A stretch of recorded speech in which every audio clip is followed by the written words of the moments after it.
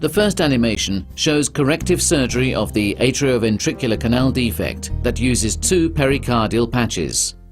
Firstly, the right atriotomy is carried out.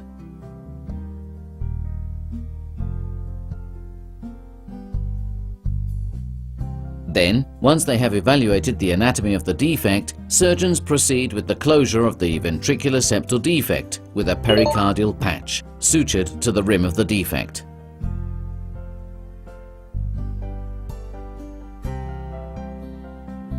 The leaflets of both the tricuspid and the mitral valves are then reinserted onto the same patch used for ventricular septal defect closure.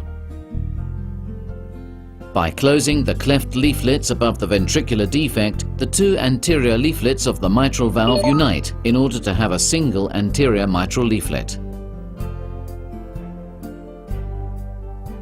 Now, the ventricular septal defect closure is carried out. A second patch is sutured, partly on the first patch,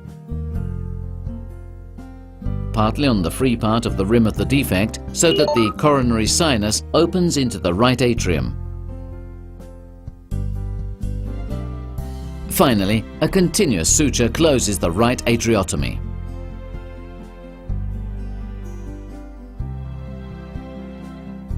Corrective surgery of the atrioventricular canal defect that uses 1 pericardial patch may be carried out as well.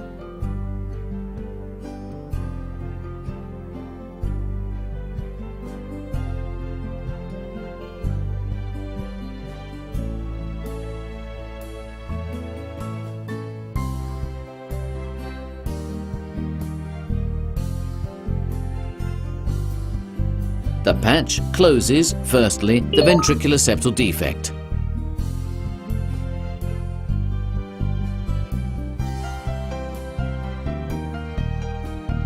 The leaflets of both the tricuspid and the mitral valves are reinserted onto the patch.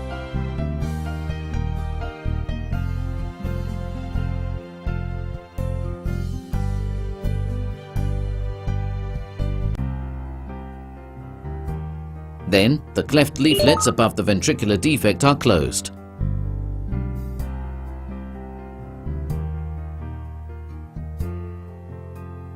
Secondly, the patch, used for ventricular septal defect closure, closes the atrial septal defect as well.